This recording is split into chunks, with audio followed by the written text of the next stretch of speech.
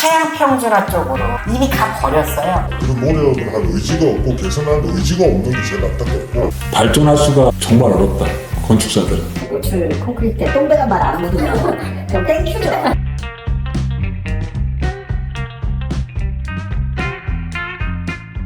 건축업계에 종사하시는 각 대표들을 모시고 건축사들 나 이건 정말 싫더라. 건축사들의 습성이든 태도든 일을 대하는 마인드든 이런 거는 좀 바뀌었으면 좋겠다. 자, 어느 분부터? 네. 뭐 일부이긴 하나 건축사분들이 행정 처리를 빨리빨리 안 하는 건축사분들이 주로 지방에 가면 좀 많이 있으시거든요.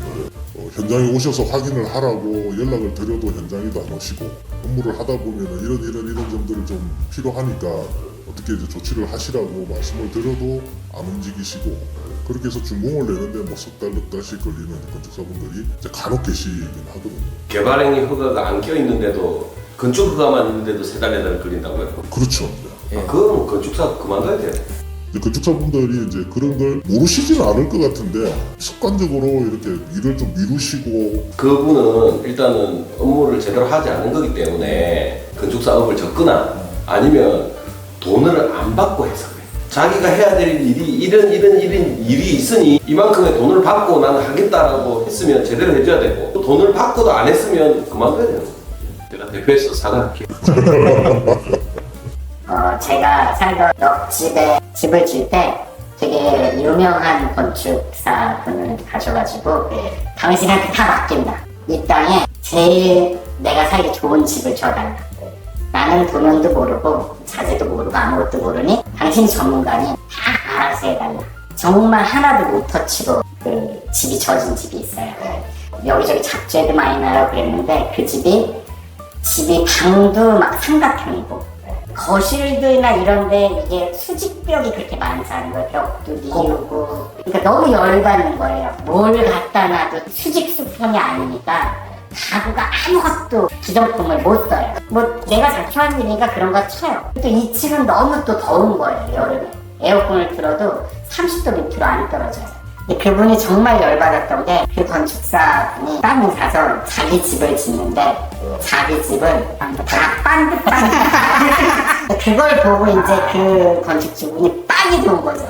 사는 게 너무 불편한 그 동일한 건축사분이 또 다른 집을 하나 줬어요. 그러니까 한 10m 전창을 냈어요. 동양 가면 2층에 에어컨 시스템 에어컨 2개를 풀로 틀어도 30도 밑으로 안 떨어져요. 이 창의 넓이가 너무 넓어가지고 이쁘고 보기 좋은 집이에요. 두 집 다. 근데 사람이 살기 불편한 집인 거죠. 본인이 정말 본인 집을 져서 산다라면 그렇게 과연 디자인을 했을까? 그러니까 집이라는 건 이 사람이 살기 좋아야 되잖아요. 안 그런 집들이 있는 거죠. 첫 번째로 건축사의 능력의 문제가 있고요. 그 건축사를 선택한 건축주의 문제라고 봐요. 건축주라 하면 전 과정의 주인이어야 되는데 마음대로 작품을 하라 하면 그 마음대로 하는 거죠.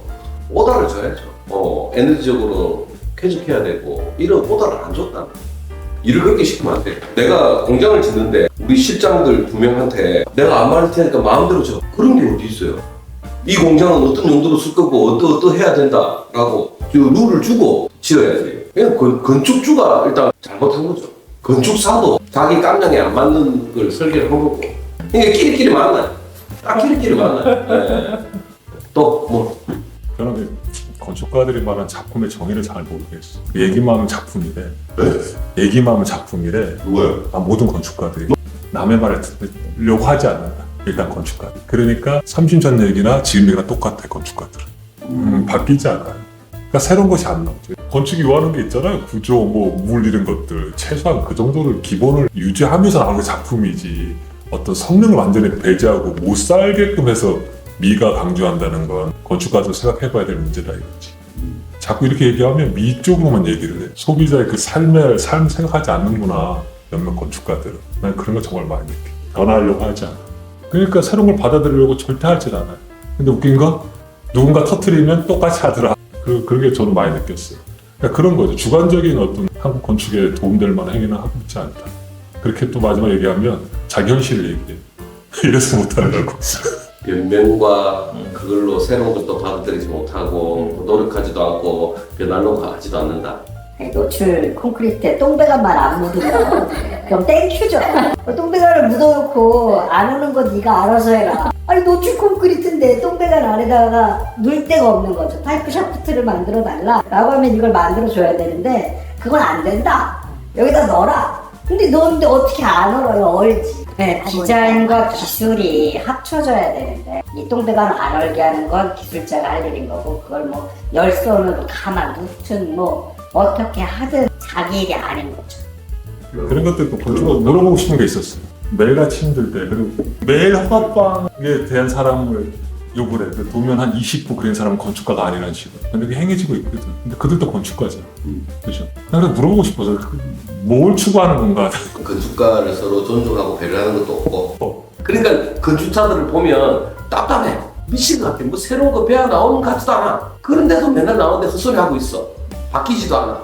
그래서 일반 사업하는 사람들이 보면 도대체 말이 안 되는 행위를 하고 있는 것도 좀 있을 수 있어요. 좀 몽상가 기질도 있고 그런 바보 같은 사람들이 있기 때문에 여기 있는 사람들이 돈 벌고 먹고 산다 이렇게 생각하면 되지.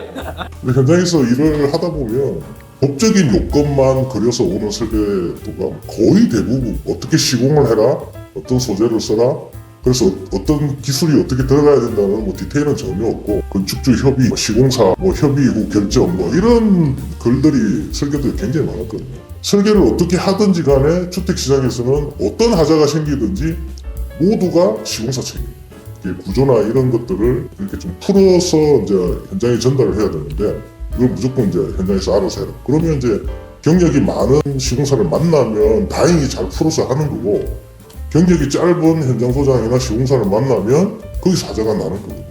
이게 누구 책임이냐? 아니 설계가 잘못되어가지고 시공이 이렇게밖에 더 되냐 그러니까 어떤 건축사분이 저한테 그러시죠.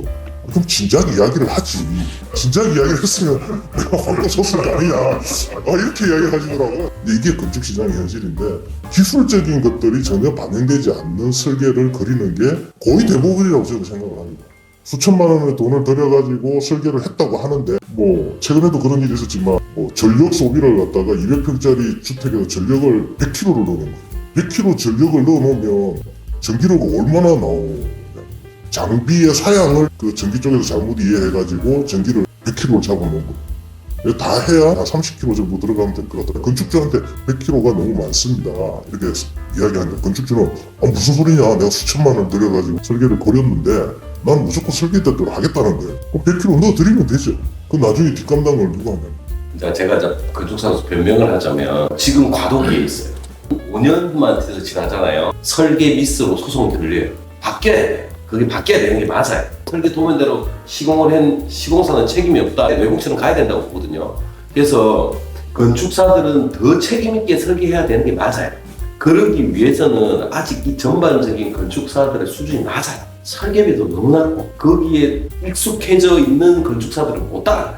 대체로 건축사분들이 제가 느끼기에는 한 대부분의 건축사분들이 일단 의지가 없어요. 뭔가를 잘 하겠다는 의지가. 근데 그분들도 이 건설 시장에서 뭐 답섭되어 오던 뭐 선배들로부터든 시장으로부터든 답섭되어 오던 것들이 있어서 거기에 길들여졌을 거라는 건 충분히 이해는 하지만 예를 들면 뭐 제가 거래하던 건축사분한테도 수년간 거래를 했는데 이분 행정은 정말 잘해요. 인허가도 깔끔하게 하고 잘하는데 이게 설계가 조금 더 발전을 안 하는 거죠. 디테일도 안 되고 디자인도 안 되고 그 디자인은 그래도 어느 정도 뭐좀 흉내만 내도 되는데 그것도 안 되시더라고요. 그래서 매년 제가 10년 넘도록 거래를 하면서도 그분한테 비용을 더 받으시고 시간을 좀 더 투자를 하시고 그 디자인을 좀 더 잘 하시라고 그걸 10년 넘게 이야기했는데도 안 하시더라고요.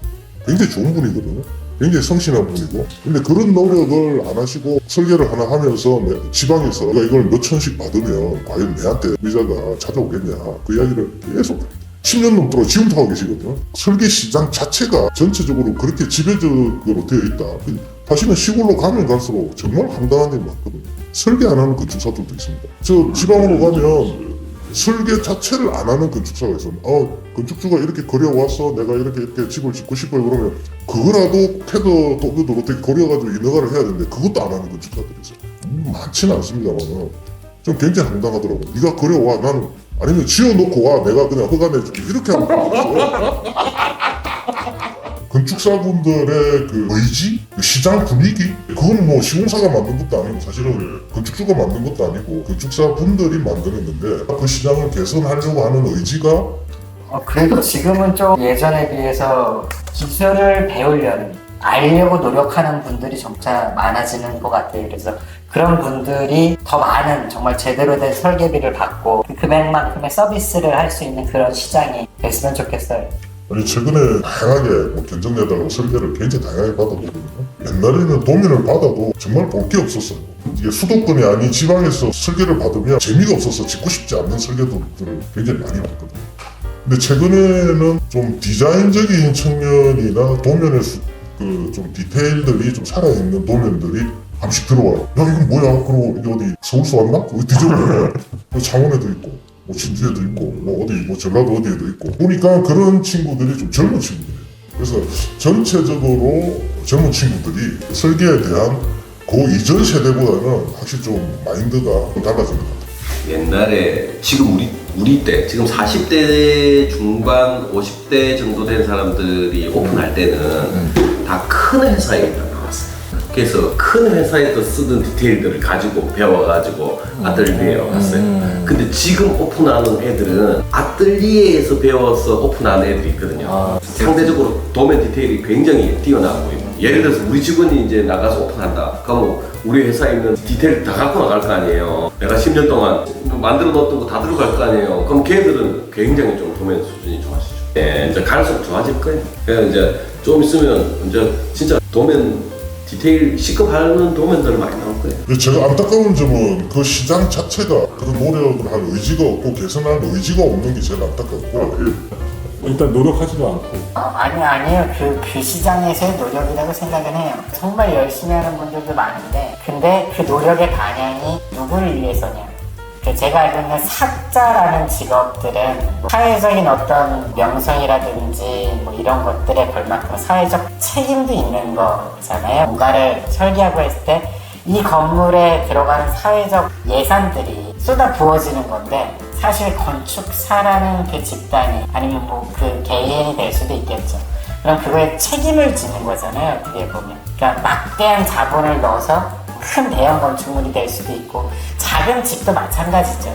개인의 재산이 들어가서 집을 짓는 거지만 몇 억이라는 한 개인의 평생의 전 재산이 들어갈 수도 있는 그런 큰 돈을 움직이는 이 시장에서 이 펜 한 번의 획이 그게 몇십 년 동안 남아있는 게 되는 거잖아요.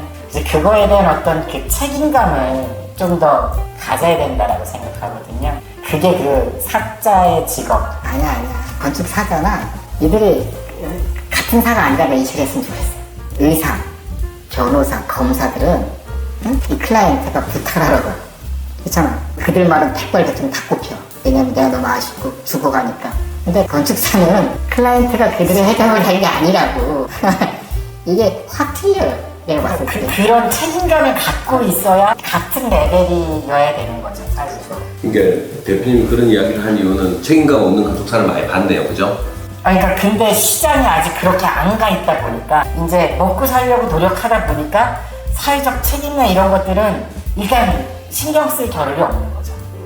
제가 봤을 때는 시장의 전체의 분위기 자체가 이미 뭐 당장 먹고 살아야 되는데 제대로 일하고 제대로 뭔가 감리도 해야 되고 매 현장마다 이걸 다 가서 보고 뭐 이렇게 그거에 대해서 공부도 해야 되고 이것들을 다 갖추려면 정말 헌신적으로 뭔가를 해야 되는 직업이라고 생각을 하거든요. 근데 옆에서 가격을 낮추는 거예요. 누구는 2,000, 누구는 1,800, 누구는 1,500 이렇게 계속 떨어지니까 하향 평준화 쪽으로 이미 가 버렸어요. 그러니까 내가 먹고 살려면 같이 질이 떨어지는 그 시장으로 안 가면 망하는 구조가 돼버린 거죠. 근데 그게 늘 느끼지만 그들이 다 알아요, 건축가들이. 제가 봤을 때 건축사들이 다 알아. 근데 그 벽을 넘어가려고 하지 않아요. 많은 핑계가 있겠죠. 먹고 살아야 되니까. 저렇게 하면 안 된다는 건 본인 스스로도 다 알더라고. 이렇게 하면 안 되고 그걸 못 넘는 거예요. 각자의 사유를 집어넣어서. 그러니까 뭔가 바뀌려고 하는 이런 것들이 없다고 보는 거지. 그냥 거기에 묻어가는 거예요. 건축사들은 쉽게. 저는 그렇게 보거든요. 그래서 발전할 수가 정말 어렵다. 건축사들은. 하도 작품 얘기를 하는 거예요, 건축가들이. 그래서 내가 뭐 물어봤어. 그럼 대한민국에서 뛰어난 건축가 작품을 얘기하면 없어. 그들이 말한 작품 대한민국에 꼽으라고 없어. 없다고. 그러니까 새로운 거 하고 이 벽을 넘어가려고 하는 생각이 없어요, 그냥. 그러니까 새로운 게 안 나오지. 그러니까 당신들이 얘기하는 작품이라조차도 안 박히는 거지. 왜냐면 내세울 게 없잖아. 대외적으로. 그리고 우리는 늘 해외 건축가들을 배우잖아. 그렇기도 한데 제가 볼 때는 건축사들이 자기 개발을 거의 안 하는 것 같아요. 과연 이게 정말 시장이 그래서 내가 여기 매몰되어 있는 거냐. 뭐 시장은 항상 누구에게나 시공사도 마찬가지고 뭐 자재사도 마찬가지고 누구나 그 시장의 한계라는 건 다 가지고 있거든요. 그럼에도 불구하고 그 시장의 한계를 뛰어넘을 만한 뭔가 노력이나 자기 개발을 해야 되는데 제가 볼 때 건축사분들이 그런 의지 자체가 학교에서 그런 걸 안 가르치는지 의지 자체가 일단 없는 것 같고 지방에서 설계를 잘 하시는 분들 찾아서 무진장 돌아다녔어요. 그래서 광주에 있는 아주 젊은 친구인데도 뭐 보는 관점에 따라 다르긴 하나 지방에서 하는 설계치고는 정말 잘하더라고요. 근데 그 친구는 그때부터 바빴어요. 자기의 역량을 개발하고 자기의 프라이드를 높이기 위한 자긍심 이런 것들을 좀 건축사분들이 좀 가질 필요가 있다. 근데 이게 나타나더라고요. 우리 자재업이나 시공사들은 전시회 가면 그 어려움 속에도 해외 전시회 가면 한국 사람들이 태반이 건축은 건축 답사라고 하는데 많이 죽었잖아요. 그러니까 우리 같은 건축 밑에 있는 이 시공사 이 자재상들도 새로운 세미나다 뭐 하고 하면 미국도 가고 자재 보고 가서 그거 듣고 발전하려고 이제 보는 거죠. 그래서 뭐 다른 얘기 갖고 들어와서 이렇게 얘기를 하면 이제 안 먹히는 거지. 그러니까 건축사들이 그만큼 건축 답사를 안 간다는 거지. 관심이 없는 거죠. 그러니까 우리보다 늦는 거죠, 사실. 우리가 갔다 와서 캐나다에 슈퍼 이제를 한다는데 뭐 이런 뭐라고? 우리가 훨씬 더 빨라요. 그럼 전시회 가보면 자재상하고 시공사들 태반이거든요. 그러니까 이들은 돈이 있든 없든가 떠나서 그게 미래에 공부한다는 관점으로 가거든요. 돈을 들여서. 공부 안 하고 새로운 거에 관심 없고 변명을 일삼고 먹고 살기 힘들다. 그러면 예전은 10년 전에 먹고 살기 좋았나? 그때부터 힘들었다. 지금도 힘들다. 그러면서 아무것도 안 한다. 그렇죠. 예. 그러니까 먹고 사는 문제는 기본적으로 깔고 그럼 거기서 10% 정도는 뭔가 자기 개발을 위한 에너지를 투자를 해야 되는데 그것 자체를 안 한다는 거예요. 여기 약간 우스갯소리인데 저희 딸이 이제 건축과를 다니는 설계를 전공을 하는데 얼마 전에 이제 숙제를 해요. 건물을 가만히 보니까 야 이게 건폐율 몇 프로짜리야? 건폐율이 그럼 몇 프로인데 왜 건물이 꽉 차? 이게 이종 일반 주거지 60%밖에 안 되는데 이게 꽉 찬 거예요. 그래서 막 계산을 해보더만 건폐율이 오버야. 그리고 공정철도 오버야. 야 이거 평소 계산을 어떻게 한대요? 그러니까 아니 그 우리 교수님 그거 보지 말라고. 보고를 무시하고 건물을 올리는데 그게 예쁘면 뭐하냐. 아키텍트는 창조자잖아요. 창조자를 가르치는데 그 현실적인 걸 다 생각하면 일단 안 돼. 그렇기 때문에 그것도 가르치는 거예요. 학교 때 그걸 안 가르쳐 놓으면 배울 데가 없어요. 학교 때 그걸 가르치고 다시 이제 실무에 들어와서 청소하는 거. 그때 배워나가는 거예요. 그때 배워나가서 평생 배워야 되는 건데 그래서 얼마 전에 우리 직원이 한 명 그만둘 때 그랬거든요. 건축은 배워야 될 게 너무 많대. 그래서 이게 4년을 했는데 이제 내 밑에 신 때부터 4년을 꽉 채우고 이제 나갔는데 고향 내려갔어요. 20년 넘게 하면 나도 아직 밤늦게 일하고 있어. 10년 뒤에 자기 모습이 그려지지가 않는데. 그 문제가 상대가 희망을 못 주고 있는. 그만큼 해도 또 후배들한테는 보기 안 좋은 거예요. 아직 내가 할 것도 많고 궁금한 것도 많고 해야 되는데 그 사람들 입장에서는 저 나이 먹고도 저렇게 한다고? 안 좋은 거예요. 네. 저 나이 되면 아침에 소장이 와가지고 책 좀 보고 야 이거 해 그럼 스케치 하나 탁 해주고 딱 가야 되는데 이거 아버지 그래 너도 그거 와서 뭐 데려가 이것도 그래 지금까지 빨리 답이 안 나. 그죠. 그거는 반성해야 돼. 한번 그 생각해봤어요? 후배들이 나를 봤을 때 포기하게 만들잖아. 근데 그렇게 해서 버텨야 지금 여기서 명함 좀 내세울 수 있는 거예요. 근데 더 웃긴 건 그 친구들이 좋아하는 편해 보이는 나의 모습은 여러분들이 욕하는 모습, 익숙해져 있는 모습. 도면 대충 그리고 뭐 계약만 하고 현장 모르겠고 뭐 돈만 벌고 대충 하고 그런 소장 모습은 여러분들이 말한 그 모습이고 하고 하잖아요. 그러면 이 친구가 야, 나 저 나이 먹고 저렇게